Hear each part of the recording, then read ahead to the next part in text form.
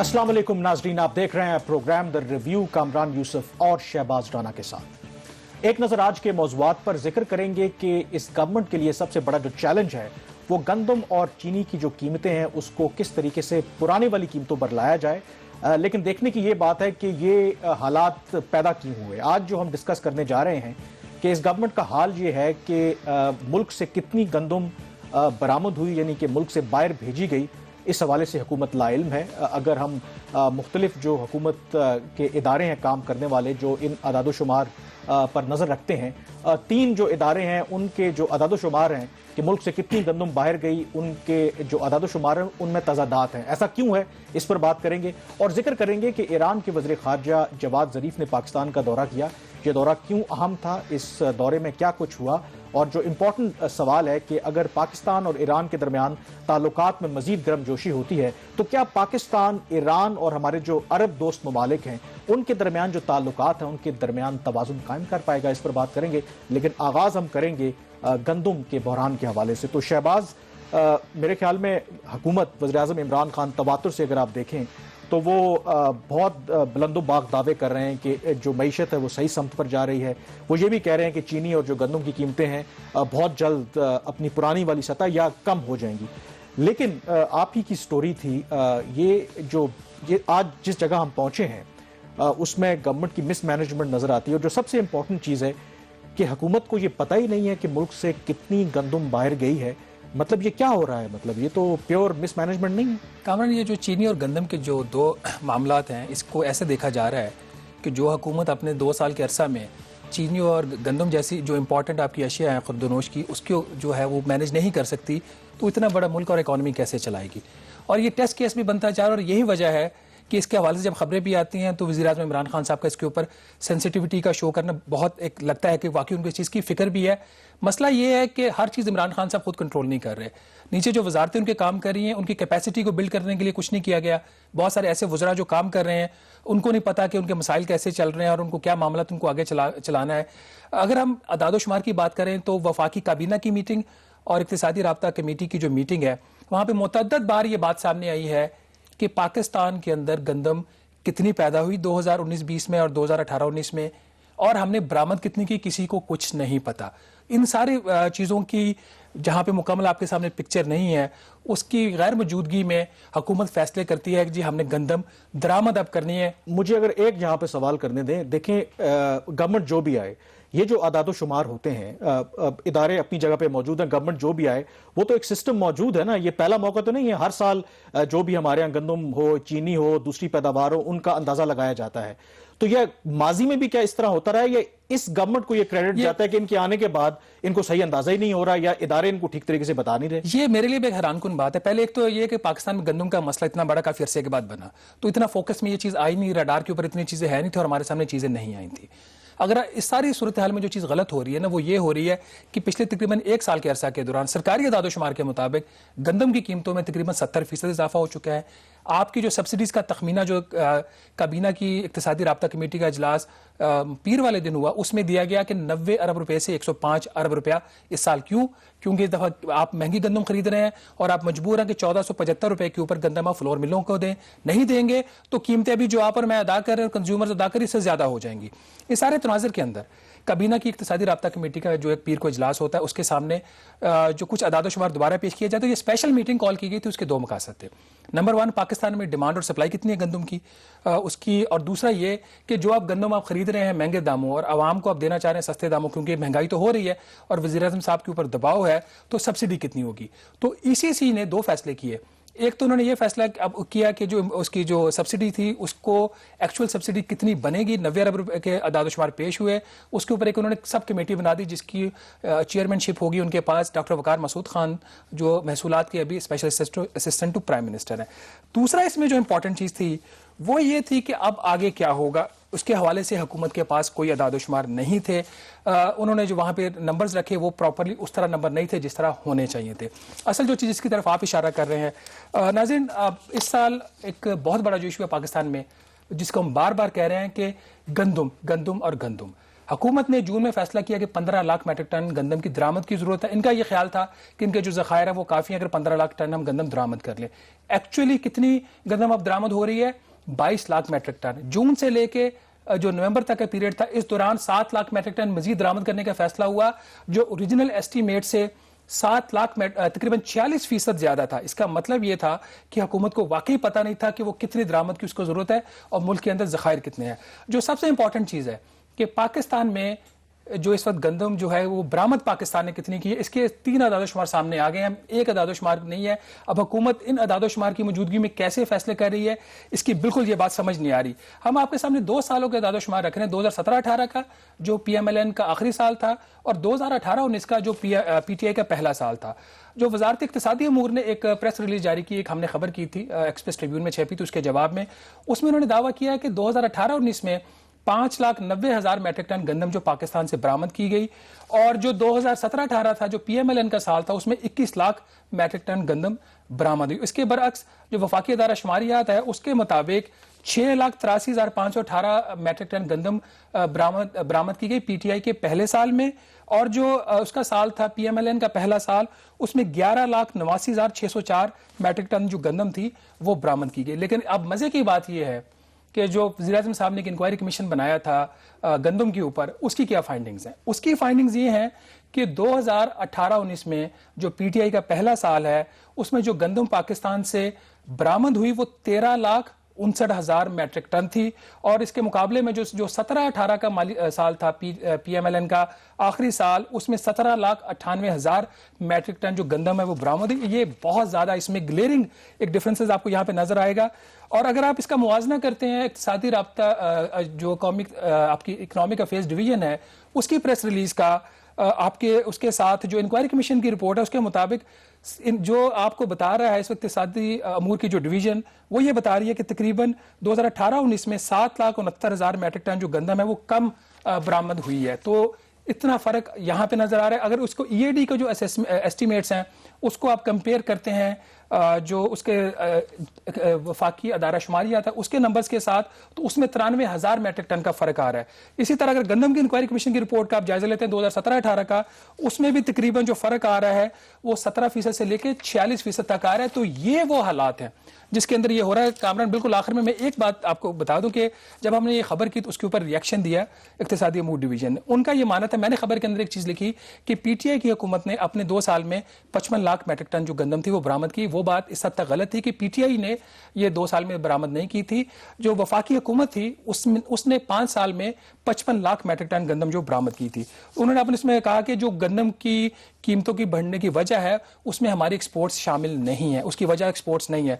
दूसरा उनका ये दावा था कि आपने जो एस्टिमेट्स दिए हैं कि जो नुकसान हुआ है मिसमैनेजमेंट की वजह से 105 अरब का फिगर वो गलत है, वो 96 अरब रुपए का फिगर है। तो ये तो वो मान गए हैं कि ये 96 अरब है, 108 अरब नहीं है। लेकिन ये 96 अरब में वो उसकी कॉस्ट जो है कैलकुलेट नहीं कर रहे। जब गंदम इंपोर्ट आप करेंगे वो जब कराची पोर्ट के ऊपर पहुंच जाएगी तो फिर आगे आपने पंजाब ही पहुंचानी है, तो वो सब एस्टिमेट्स डालेंगे तो 104 से 107 ये उनका दावा था। लेकिन कामरान, कहानी यहाँ पे खत्म नहीं होती। ये सिर्फ एक चीज़ नहीं है, यहाँ पे हुकूमत मिसमैनेजमेंट कर रही है। काबीना की एक मीटिंग होती है मंगल वाले दिन, और मीटिंग के बाद जो वफाकी वज़ीर इत्तलात हैं शिबली फराज साहब, वो एक प्रेस कॉन्फ्रेंस करते हैं, कहते हैं कि पाकिस्तान जो सालाना सब्सिडीज़ दे रहा है 4,000 अरब रुपए की दे रहा है। और 4,000 अरब का मतलब अगर हम नाज़रीन को समझा दें, जो वफाकी हुकूमत का टोटल बजट है वो 7,000 है, तो 4,000 तो सब्सिडीज़ में जा रहा है। ये अल्लाह ही जानता है कि ये किधर से 4,000 हो रही है। जो डॉक्टर वकार मसूद खान साहब हैं उनके बकौल ये 4.5% के मईशत का हजम है, 2,000 अरब रुपए की वो कह रहे हैं सब्सिडीज़ और ग्रांट, वो 2 चीज़ों को मिक्स कर रहे हैं।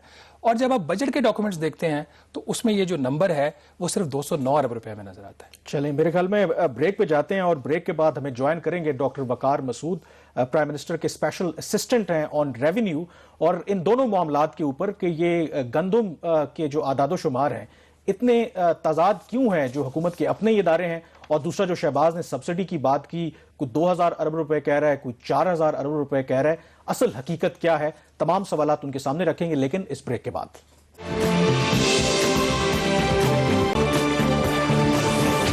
जी, प्रोग्राम द रिव्यू में एक दफा फिर आपको खुशामदीद कहते हैं, और हमारे साथ अब मौजूद हैं स्टूडियोज में डॉक्टर वकार मसूद, یہ پرائم منسٹر کے اسپیشل اسسٹنٹ ہیں آن ریونیو، اور تمام سوالات جو بریک سے پہلے ہم نے ریز کیے ان کے جوابات ان سے ڈھونڈیں گے. تو ڈاکٹر صاحب بہت شکریہ پروگرام میں تشریف لانے کے لیے. اور بریک سے پہلے ہم جو ذکر کر رہے تھے، یہ کیا وجہ ہے کہ حکومت لا علم کیوں ہے کہ کتنی تعداد میں ہم نے گندم جو ہے وہ ایکسپورٹ کی ہے. فار ایگزامپل اگر آپ فگرز دیکھیں کہ ہم نے 2018-19 میں کتنی گندم جو ہے وہ ایکسپورٹ کی، جو فیڈرل بیورو آف اسٹیٹسٹکس کے فگر ہیں وہ کہتے ہیں کچھ 6,83,000 میٹرک ٹن ہے. اسی طرح سے جو انکوائری کمیشن کی رپورٹ تھی وہ 13,59,000 میٹرک ٹن کہتے ہیں. جو اکنامک افیئرز ڈویژن کی منسٹری ہے وہ کہتی ہے کوئی 5,90,000 میٹرک ٹن ہے. آپ بھی حصہ ہیں اکنامک کوآرڈینیشن کمیٹی کے اور جو ویٹ کے مسئلے کو ہینڈل کر رہے ہیں، تو یہ کیا ایشو کیا ہے کہ یہ اتنا تضاد کیوں ہے؟ تینوں جو گورنمنٹ کے ادارے ہیں اور مختلف بالکل وہ فگرز دے رہے ہیں. دیکھیں، میرے تو علم میں یہ نہیں ہے کہ اس طرح کا 3 جگہوں پہ تفاوت ہے. صرف میں آپ کے سامنے اتنی بات رکھ سکتا ہوں کہ آخری مرتبہ گندم ایکسپورٹ ہوئی ہے یا اس کی اجازت دی گئی وہ دسمبر 2018 کے اندر ہے. تو اب یہ تو پیچھے رہ گئی بات. اب میرے خیال میں آپ بات کیجئے جو حالات حاضرہ ہیں اس سے متعلق. وہ سوال اس لیے اٹھتا ہے کہ لوگ کہتے ہیں کہ جو آج گندم کی جو شارٹیج ہے وہ شاید غلط فیصلے تھے، جس کی وجہ سے اگر اعداد و شمار ٹھیک ہوتے، ہمارے ایسٹیمیٹس ٹھیک ہوتے تو شاید ہم بہتر فیصلہ کر سکتے. اس لیے وہ سوال بنتا ہے. ہاں بالکل ٹھیک ہے، اس میں دو رائے نہیں ہے. لیکن میں آپ سے عرض کروں کہ کوئی 7-8 سال تک اس ملک کے اندر اتنا ذخیرہ رہا گندم کا، جس کی ایک بہت بڑی کاسٹ ہم کیری کرتے تھے، پرومسز بھی کرتے تھے، ہم بھی کچھ اس میں ادائیگی کرتے تھے. تو آپ کو معلوم ایکسپورٹ سبسڈی بھی دی گئی اس کو کرنے کے لیے. شاید اس میں جو ہے لیکن 2 سال کنزیکٹیولی آپ کا جو ہے کراپ آپ کی وہ نہیں ہوئی جو آپ کو توقع تھی. تو اصل بات جو ہے وہ اس سے متعلق ہے. یعنی پچھلے سال ہم نے کچھ امپورٹ نہیں کیا، اپنی ہماری فصل جو ہے، اور 3 ملین کا اوپننگ اسٹاک تھا، اس سے ہماری چیزیں پوری ہو گئیں. اس دفعہ شروع کے اندر گمان تھا کہ جناب یہ بڑی بمپر کراپ آنے والی ہے، لیکن بارشیں ایسے بے وقت ہوئیں جس کی وجہ سے ہماری کراپ جو ہے تقریباً 1.25 ملین ٹن جو ہے وہ شارٹ ہو گئی، 1.5 to 1.8 کے درمیان کے اندر. اور اس کا پتہ بھی جو ہے ذرا دیر میں چلا کہ حقیقت کیا ہے، کیونکہ بارشوں کی وجہ سے اور پھر کووڈ نے گھیرا ہوا تھا ان دنوں کے اندر، تو اعداد و شمار جو ہے بر وقت میسر نہیں آئے. اب جو صورتحال ہے وہ یہ ہے کہ کوئی تاخیر یقیناً اس چیز میں ہوئی ہے ان چیزوں کی وجہ سے، لیکن اب گندم جو ہے وافر مقدار میں ملک کے اندر اویلیبل ہے. شارٹیجز کا کوئی شکایت نہیں ہے. پرائسز بھی جو ہیں آہستہ آہستہ نیچے آنی شروع ہو گئی ہیں. پچھلے 2 اگر آپ ایس پی آئی دیکھیں 19-20 میں کوئی گندم جو ہے وہ ہم نے برآمد نہیں کی. پی بی ایس کا اگر آپ ڈیٹا دیکھیں اس میں ابھی بھی وہ 48,048 میٹرک ٹن وہ ریفلیکٹ کر رہا ہے وہاں پہ برآمد کو. صرف دیر میں، یعنی کہ جو اجازت دی گئی اس کے بعد جب وہ شپمنٹ ہوئی ہے وہ تو شپمنٹ کے بیسس پہ وہ ڈیٹا. دوسرا سوال یہ ہے کہ جو پیر کو آپ کی اقتصادی رابطہ کمیٹی کی میٹنگ ہوئی تو ای سی سی کے سامنے ایک نمبر رکھے گئے سبسڈی کے 18 لاکھ میٹرک ٹن تک اگر آپ گندم امپورٹ کرتے ہیں اور اس کے ساتھ جو ڈومیسٹک سٹاک ہے 7.2 ملین ٹن کا، تو 90 ارب کا ایسٹیمیٹ تھا. اور وہ بیچ میں یہ بھی بات ہوئی کہ شاید 4 لاکھ ٹن مزید آ رہی ہے تو سبسڈی کا اماؤنٹ جو ہے وہ 104 سے 107 ارب کے درمیان ہوگا. ایک ای سی سی نے سب کمیٹی بنائی جس کے سربراہ آپ ہیں. تو ابھی جتنی بھی گندم کی صورتحال پاکستان کی ہے، جب تک نئی فصل نہیں آ جاتی، کتنے آپ کے خیال میں سبسڈی ہمیں اس سال دینا پڑے گی اور ماضی کے اس مقابلے میں وہ کتنی زیادہ ہوگی؟ دیکھیں، امپورٹس اور مقامی دونوں کو ملا کے 90 بلین کا ایسٹیمیٹ ہے اس وقت، اور امپورٹ سے ریلیٹڈ جو ہے وہ کوئی اس میں حصہ ہوگا 23 بلین کا. اب یہ سال کیسے ختم ہوگا یہ بھی سوال آپ کا ہے. جی بالکل، کہ اب کہاں تک آپ جا رہے ہیں؟ دیکھیے، جیسے ہم نے کہا کہ 2.25 ملین ٹن کا شارٹیج ہو گیا تھا، لیکن ہم جو 1.5 ملین ہے اس سے زیادہ کر رہے ہیں. اب تو 2.2 کا آپ نے کر دیا، تو لہٰذا یہ ہمیں جو ہے 5-1 لاکھ جو ہے یہ اب ہمارے ریزروز بن جائیں گے اگلے سیزن کے لیے، تاکہ پھر کوئی اس طرح کی. اور جو سبسڈی ہے ابھی آپ کا جو تخمینہ 18 لاکھ پہ تھا 90 ارب کا، وہ اب بڑھ کے پھر چونکہ 4 لاکھ ٹن مزید آپ امپورٹ کر رہے ہیں تو وہ بھی کوئی 100 ارب کراس کرے گا. نہیں اتنی نہیں ہوگی مارجن ایٹ دا مارجن. بالکل ٹھیک اچھا ہے. سبسڈی کے حوالے سے اگر سوال کریں کہ یہ آپ نے بھی کیبنٹ کو بتایا کہ جو اس وقت 2000 ارب روپے کی سبسڈی بنتی ہے 4.5 اگر جی ڈی پی کے حساب سے لگائیں ہمارے پرسنٹیج میں بنتی ہے, یہ فگر کہاں سے آیا ہے مطلب ہے نا؟ بہت اچھا سوال ہے. دیکھیں ایک تو یہ کہ سبسڈی معروف معنوں میں ہوتی ہے جس سے آپ بھی آگاہ ہیں کہ بھئی وہ آپ دے رہے ہیں پاور سیکٹر کو, یا یہ سبسڈی جو ہم ابھی ڈسکس کر رہے تھے یہ بہت ساری سبسڈیز ہیں جو حقیقت میں سبسڈی ہیں لیکن ہم نے ان کو دوسرے نام دے رکھے ہیں. گرانٹس ان ایڈ ہم بہت ساری قطع کلامی ہوتی ہے. اگر سبسڈی کو عام لوگوں کے لیے دیکھا جائے, سبسڈی کا تو بنیادی مقصد یہ ہے کہ ایک چیز جو عام لوگوں کے دسترس میں نہیں ہے اس کو دسترس میں رکھنے کے لیے حکومت ایک سپورٹ دیتی ہے تاکہ لوگوں کو اتنی مشکلات نہ آئیں. تو مطلب سبسڈی کا مطلب ہے کہ اس کا بینیفٹ عام لوگوں کو ہو. لیکن سبسڈیز کے 2 بینیفٹس جو ہیں ریکگنائزڈ ہیں. ایک غریب غربا کے لیے جن کی دستگیری کرنی چاہیے حکومت کو, اور دوسرا اگر کوئی لارجر اکنامک بینیفٹس ایکرو ہوتے ہیں تھرو ویلتھ کریشن تو ایسی چیزوں کے لیے بھی جو ہے آپ سبسڈی دیتے ہیں. مثال کے طور پہ ہم ابھی تو ہم نے اس کو گنا بھی نہیں ہے, ٹیکس انسینٹیوز ہم دیتے ہیں, وہ بھی مطلب ٹیکس ایکسپینڈیچر آپ نے دیکھا 1.1 ٹریلین کی کتاب بھی چھپی ہوئی ہے باقاعدہ, یہ بھی سبسڈی ہی ہے لیکن ابھی یہ کاؤنٹ نہیں کی اس چیز کے اچھا اندر. اس میں اگر میں تھوڑا سا ایکسپلین کر دوں جو کامران غالباً پوچھنا چاہ رہے تھے. اب 2 چیزیں ہیں ڈاکٹر صاحب, یہ اس لیے کہ آپ نے 2000 ارب کا نمبر دیا, شبلی فراز صاحب جو وزیر اطلاعات انہوں نے کہا جی 4000 ارب روپے کی سبسڈی, تو میں اس کی بھی وضاحت کر دیتا ہوں. اچھا اس میں اب ڈیمانڈ اگر آپ جو بات آپ کر رہے ہیں اس کی گرانٹ ان ایڈز کی, میں نے جب بجٹ کی کتاب کھولی, آپ ماشاء اللہ آپ نے ایز اے سیکریٹری فائنانس تو بہت زیادہ کتابیں آپ نے چھاپی ہوئی ہیں اور آپ کے ہاتھوں سے یہ نمبر سارے گزرے ہیں. 814 ارب کا غالباً فگر ہے اس میں آپ کی جو گرانٹس ہیں, اب اس میں تقریباً 323 ارب دفاع کی گرانٹس ہیں, کوئی 93 ارب اسپیشل گرانٹس تو سبھی چیزوں کو کہتے ہیں. اب سبھی چیزیں کی گرانٹس کہتے ہیں ایگزیکٹلی. اب کیا اس کو سبسڈیز کے ساتھ کلب کرنا چاہیے یا اس کو آپ سیپریٹلی ٹریٹ کریں, یہ سوال ہے. بات یہ ہے کہ ہم سبسڈی کو نسبتاً وسیع تر معنی میں لے رہے ہیں. ٹھیک ہے. اب مثال کے طور پہ آپ بی آئی ایس پی کو تو سبسڈی نہیں دیکھتے نا وہاں پر. بالکل ٹھیک ہے, وہ گرانٹ ہے وہاں پہ تو وہ سبسڈی ہے, وہ ہے ٹھیک ہے, لیکن دفاع کے اوپر جو جا رہا ہے یا اے جے کی گورنمنٹ کو جا رہا ہے for that matter, Pakistan railways کو, پاکستان ریلویز کی پینشن وغیرہ ادا کر رہے ہیں ہم, کمرشل آرگنائزیشن ہے, تو مطلب یہ گرانٹ جو ہے یہ بھی مطلب سبسڈی ہے. میں تو ڈیزرونگ نہیں ہوں, میری 5 لاکھ تنخواہ ہے, ریلویز نہیں دے سکتا, میری تنخواہ 5 لاکھ آپ دے رہے ہو, بٹ وہ سبسڈی میں اگر آپ اس کو کلب کریں گے تو وہ تھوڑا سا آنے جائے گا, اس کا امپیکٹ ڈفرینٹ آئے گا. اچھا دیکھیں بات یہ ہے کہ ہم سبسڈیز کو ختم نہیں کر رہے ہیں, ٹھیک ہے, سبسڈیز کو ریشنلائز کرنے کی بات ہو رہی ہے. اب مثال کے طور پہ ابھی میں آپ کے ساتھی کے ساتھ بیٹھا ہوا رضوان کی, ان کو سمجھا رہا تھا کہ دیکھیں یہ جو ہماری پاور کی سبسڈی لے لیں, تقریباً 300 یونٹ تک والوں کو اصل سبسڈی جاتی ہے, لیکن ہم نے کہا کہ پرائم منسٹر نے ایک اصولی فیصلہ کر لیا کہ یہ جو غریب یعنی کہ جو ہماری سبسڈی لے رہے ہیں اپنے احساس پروگرام کے اندر ہیں, ان تک یا ان سے تھوڑے سے زیادہ لوگوں کو ہم سبسڈی دیں گے, شاید 150 یونٹ تک. اچھا اب اس کا ہم سروے کر رہے ہیں, اور سروے کرنے میں بڑا مشکل, اور سروے بھی بڑا آسان سا کر رہے ہیں کہ یعنی کہ جن کے پاس الیکٹریسٹی کا کنیکشن ہے ان کا CNIC نمبر کیا ہے, وہ اگر مل جائے تو ہمیں بسپ سے اسکور کارڈ مل جائے گا, اور پھر ہم دیکھ لیں گے کہ اس کی حیثیت کیا ہے. وہ ابھی جو ہمارے پاس ریزلٹس آ رہے ہیں وہ زیادہ انکریجنگ نہیں ہے. یعنی سبسڈی جاری ہی ہے ایسے لوگوں کے پاس, اور شاید انہیں معلوم بھی نہیں ہے یہ کہ ہمیں یہ سبسڈی مل رہی ہے, ٹیرف ڈفرینشیل سبسڈی. جب سے اس کا آغاز ہوا ہے, میں آپ سے تو شاید ذکر بھی کرتا رہا ہوں, لوگ کوئی ماننے کو بھی تیار نہیں ہے کہ کوئی سبسڈی جو ہے ان تک جا رہی ہے.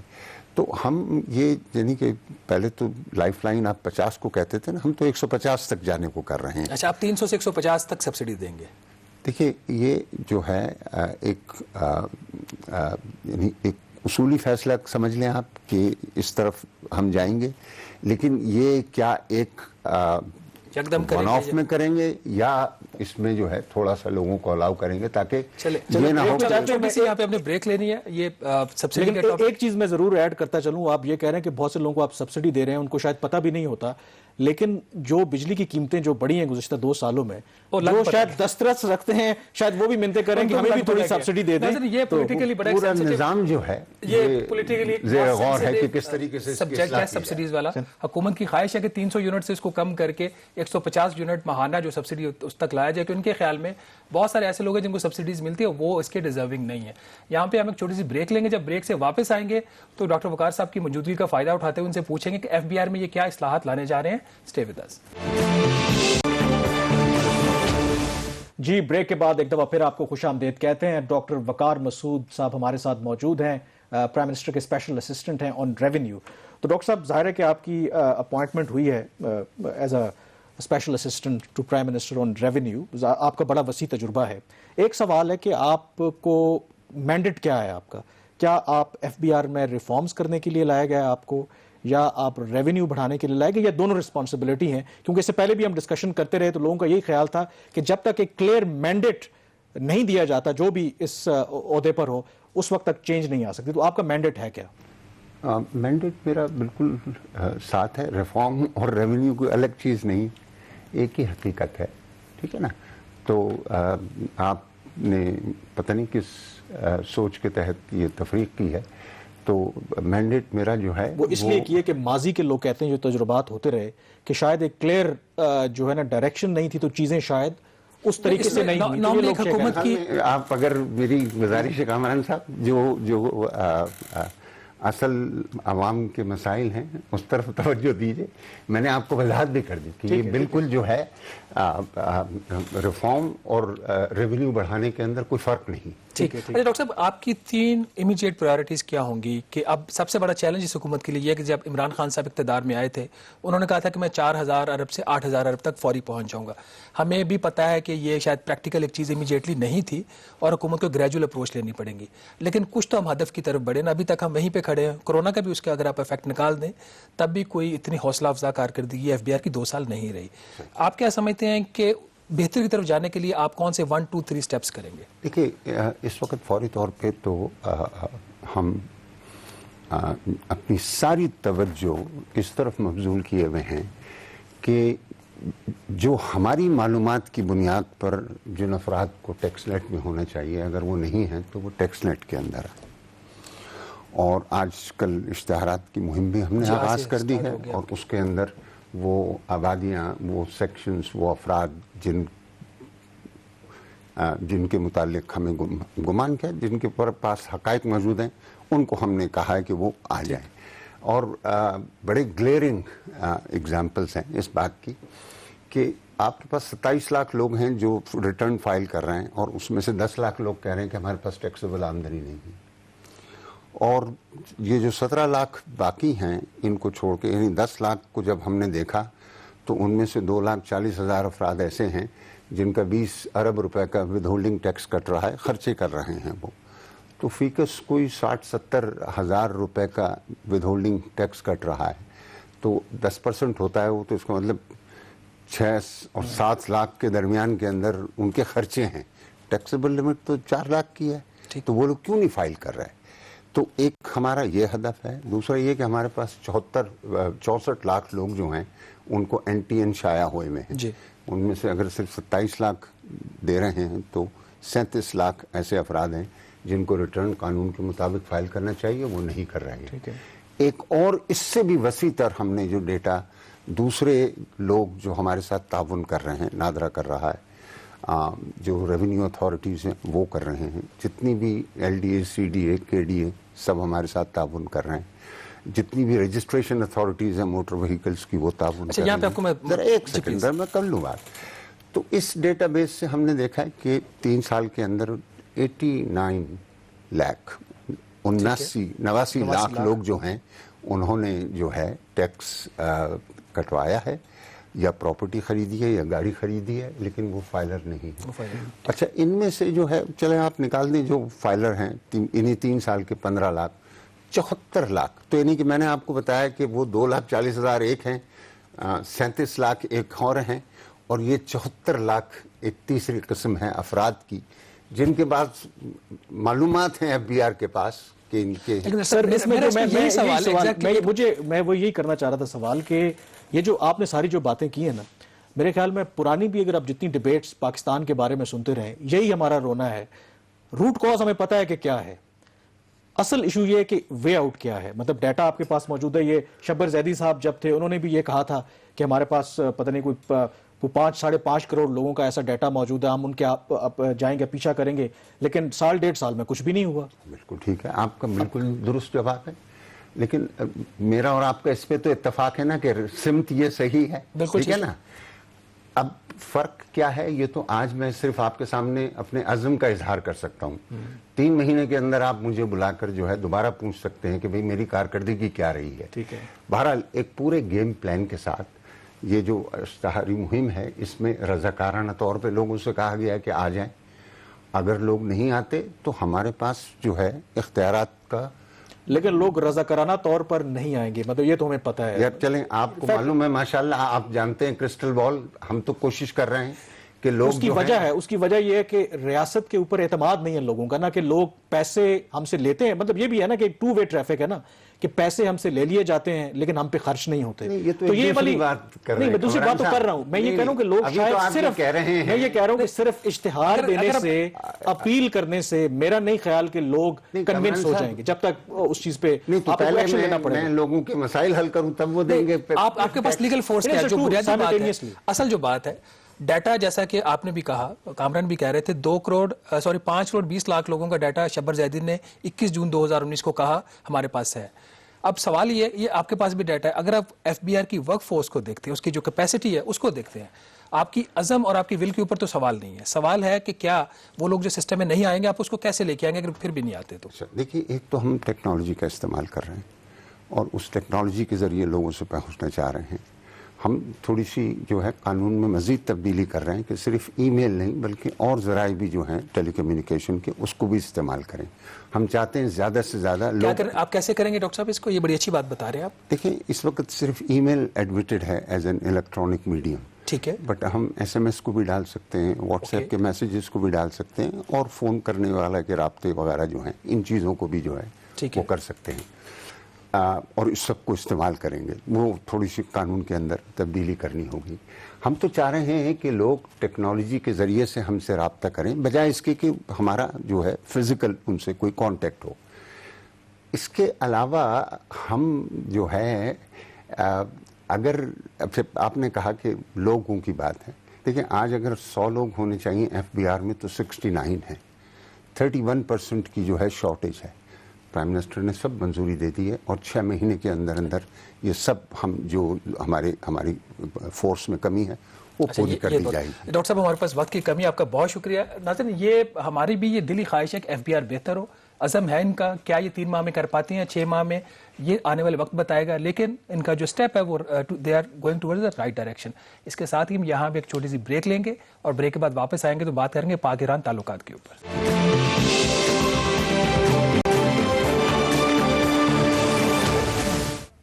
جی، پروگرام در ریویو میں ایک دفعہ پھر آپ کو خوش آمدید کہتے ہیں. ذکر کریں گے کہ اسی ہفتے ایران کے وزیر خارجہ ڈاکٹر محمد جواد ظریف نے پاکستان کا 2 روزہ دورہ کیا. اس دورے میں اہم ملاقاتیں ہوئی ان کی وزیر اعظم عمران خان سے، army chief general Qamar Javed Bajwa سے اور وزیر خارجہ شاہ محمود قریشی سے. ہائی پاور ڈیلیگیشن تھا، اس میں جو ایران کے اسپیشل انوائے ہیں افغانستان کے وہ بھی اس میں شامل تھے. یہ وزٹ کتنا امپورٹنٹ ہے کیونکہ فریکوینسی بہت زیادہ ہے پاکستان اور ایران کے درمیان. اگر ہائی لیول ایکسچینجز دیکھیں اور خطے میں جو ڈیولپمنٹس ہو رہی ہیں اس کانٹیکسٹ کو بھی اگر دیکھیں تو اس وزٹ کو بڑا اہم سمجھا جا رہا ہے. اس پر مزید بات کرنے کے لیے ہمارے ساتھ موجود ہیں اسکائپ پر اس وقت آصف درانی صاحب.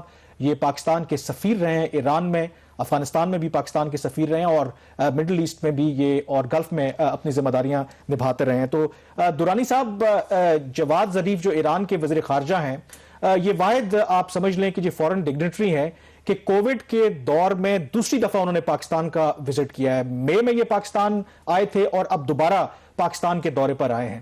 تو آپ کے خیال میں یہ کیا ریفلیکٹ کرتا ہے، کیا چل رہا ہے پاکستان اور ایران کے درمیان اس وقت؟ دیکھیے، پاکستان ایران کا بہرحال ایز نیبرز تو فریکوینٹ وزٹس ہوتے رہتے ہیں اور ہونے بھی چاہیے. اور یہ میں تو اس سلسلے کی کڑی سمجھتا ہوں، اور پچھلے 1 سال میں یہ ان کا بلکہ یہ تیسرا دورہ سمجھے کوئی 13 ماہ میں، اور اس میں یقیناً جو اس وقت جو ایمرجنگ سچویشن ہے اس میں افغانستان کا بھی کانٹیکسٹ ہے، کیونکہ امریکن ٹروپس وڈرول جو ہے وہ ہونا ہے، وہ بھی یقیناً ایران کے لیے ایک سورس آف کنسرن ہے. اور دوسرا یہ ہے کہ بائیلیٹرل پلین پہ بھی جو ہے دونوں ملکوں کے درمیان جو ہے انٹریکشن جاری رہتا ہے اور یہ بھی اس سلسلے کی کڑی ہے. اس کے بعد پھر یہ ایک جو بیک ڈراپ آیا ہے وہ امریکن الیکشنز ہیں، اور اس میں جو ایک نئی امید ہو چلی ہے کہ اگر پریزیڈنٹ بائیڈن واقعی اگر وہ جو ہے ونر قرار پاتے ہیں، کیونکہ ابھی تو وہ ساری لیگل رینگلنگ میں سب وہ لگے ہوئے ہیں، لیکن اگر وہ پریزیڈنٹ ہو جاتے ہیں تو انہوں نے وعدہ کیا ہے کہ وہ جو ایران کے ساتھ نیوکلیر ڈیل ہے جسے joint comprehensive plan of action کہتے ہیں JCPOA، تو وہ اس میں دوبارہ امریکہ واپس آ جائے گا.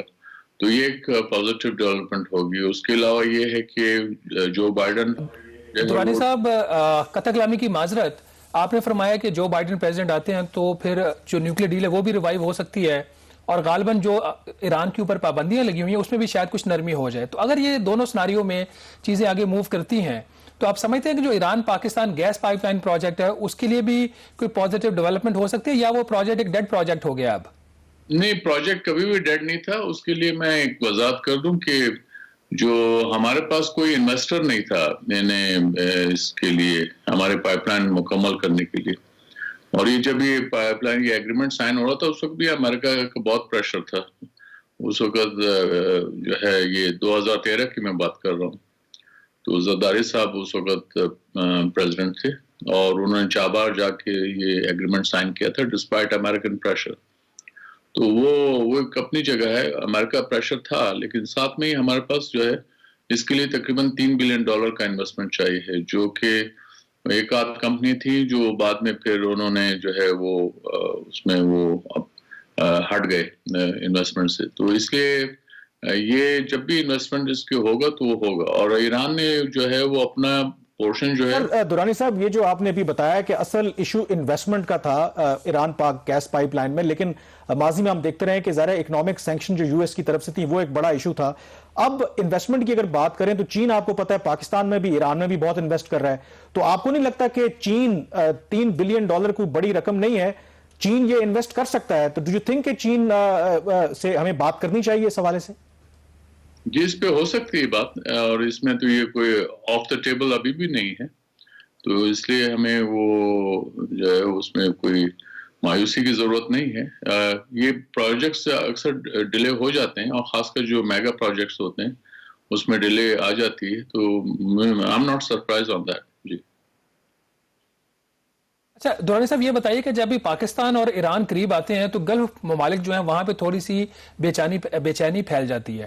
تو ان حالات کو اگر آپ سامنے رکھتے ہیں تو پاکستان کی جو سینسٹیوٹیز ہیں اور جو سعودی عربیہ کی سینسٹیوٹیز ہیں ان کو سامنے رکھتے ہوئے آپ سمجھتے ہیں کہ پاکستان اور ایران کس حد تک وہ قریب جا سکتے ہیں، یا یہ جو معاملات پچھلے 2-3 دہائیوں میں خاص طور پر جس ڈگر پہ ہیں وہیں پہ رہیں گے اور کوئی بہت زیادہ گرم جوشی تعلقات میں آپ کو نظر نہیں آئے گی؟ دیکھیے، پاکستان کے ایک بہرحال ایک موقف رہا ہے کہ وہ جو مسلم ممالک ہیں ان کے درمیان جھگڑے ہوتے ہیں تو اس میں اپنے آپ کو انوالو نہ کیا جائے، اور یہ سعودی کو بھی اس کا ادراک ہے. یہی آپ نے دیکھا ہوگا یمن کے کانٹیکس میں پاکستان ڈسپلیڈ نیوٹرلٹی، تو وہ ایران نے تو اگرچہ اس کو سراہا لیکن سعودیہ کچھ اس میں ناراض تھے، لیکن الٹیمیٹلی ان کو بھی یہ احساس ہوا کہ یہ پاکستان ہی ہے جو ان کے لیے ایک میڈیٹری رول پلے کر سکتا ہے. اگر پاکستان سائیڈ لے لے گا تو اس صورت میں پھر پاکستان کا میڈیٹری رول جو ہے وہ ختم ہو جائے گا. مثلا ابھی ایجپٹ نے ایک سائیڈ لی ہوئی ہے، ٹرکی نے ایک سائیڈ لی ہوئی ہے، تو اس لیے وہ آپ دیکھیں گے کہ ان کا میڈیٹری رول نہیں ہوگا. سرٹنلی امریکہ اس میں میڈیٹری رول ادا نہیں کر سکتا، اور پاور جو ہیں وہ اس کو قابل قبول نہیں ہوگی. اور جہاں تک آپ نے فرمایا رانی صاحب، آپ کو لگتا ہے کہ وہ بالکل آپ ٹھیک کہہ رہے ہیں کہ ماضی میں ہماری کوشش یہی رہی ہے کہ جو بھی مسلم ممالک کے درمیان اگر ایشوز ہیں تو ہم میڈیشن کروائیں، لیکن کچھ لوگوں کا خیال ہے کہ اب حالات بدل گئے ہیں. مثلا جو موجودہ جو عرب قیادت ہے، جو سعودی لیڈرشپ ہے، وہ بڑا واضح طور پر پاکستان سے کہتے ہیں کہ آپ ایک پوزیشن لیں کہ آپ ہمارے کیمپ میں ہیں یا کسی دوسرے کیمپ میں ہیں. اور دوسرا چین کا جو ایک کردار ہے کہ چین پاکستان میں انویسٹ کر رہا ہے، چین ایران میں انویسٹ کر رہا ہے، تو کچھ لوگوں کا خیال ہے کہ فیوچر میں یہ نیچرل الائنس ہے بٹوین پاکستان اینڈ ایران. لیکن جو ہمارے عرب دوست ممالک ہیں وہ اس چیز سے خوش نہیں ہیں. تو کیا پاکستان یہ بیلنس اب کر پائے گا جو موجودہ جو سچویشن ہے، جو ریجنل الائنمنٹس ہو رہی ہیں؟ جی بالکل بیلنس کر ہی رہے ہیں، اس کے علاوہ کوئی راستہ نہیں ہے. اگر آپ جو ہے سائڈز لینے لگیں گے تو پھر آپ اپنی جو ایک جو پوزیشن ہے وہ لوز کر جائیں گے. اور سعودیز کو نہ اس لیے نہیں ہونا چاہیے کہ ان کے انڈیا کے ساتھ بڑے اچھے تعلقات ہیں، امارات کے بھی ان کے ساتھ تقریباً $120 بلین کی ان کی ٹریڈ ہے. تو ہم کیا یہ سمجھ لیں کہ بس پھر وہ ان کی طرف چلے گئے؟ تو ہم نے تو ایسا کوئی اظہار نہیں کیا ہے. تو اس لیے میرے خیال میں وہ بھی کی معذرت، ابھی پاکستان اور جو سعودی عرب کے تعلقات ہیں اس میں تھوڑے سے آپ کو لگ نہیں رہا کہ مسائل آ گئے، اور سعودی عرب نے جو پاکستان کے میں انہوں نے $3 ارب دیا تھا اس کو وقت سے پہلے وہ واپس لے رہے ہیں. تو لگتا تو ایسے ہے کہ جیسے سعودی عرب کے کچھ خدشات ہیں، وہ چاہے پاکستان ایران وجہ ہو یا ملائیشیا اور ٹرکی کا جو فیکٹر ہو، تو وہ آپ کا جو یہ خیال ہے کہ وہ اتنا اس کے اوپر نہیں کریں گے، تو چیزیں تو بالکل اس کے برعکس نہیں آپ کو لگ رہی؟ نہیں، میں خیال یہ دو سہیلیوں کی لڑائی نہیں ہے، دو ملکوں کا جو ایک پرسپشن ہے، اور اس میں ایسا نہیں ہے. میرے خیال میں ہر چیز جو ہے اکارڈنگ ٹو دا ڈیل ہوتا ہے. تو اس لیے مجھے نہیں لگتا کہ ہم اس کو اتنا زیادہ جو ہے اس کو ہائپ دے سکتے ہیں. جی شکریہ دورانی صاحب. یقیناً یہ ڈیلیکیٹ ریلیشن شپ ہے پاکستان کا، اور ظاہر ہے کہ یہ ہمیشہ کوشش کرتا رہا ہے ماضی میں بھی، اور ابھی بھی یقیناً کوشش یہی ہے کہ جو ہمارے مسلم دنیا کے ساتھ خصوصاً جو تعلقات ہیں اس میں ایک توازن قائم رکھا جائے. کیا ہم توازن قائم رکھ پائیں گے؟ یہ ایک بہت بڑا سوال ہے. بہرحال پروگرام دا ریویو سے اتنا ہی. مجھے کامران یوسف اور شہباز رانا کو اب اجازت دیجیے. اللہ حافظ.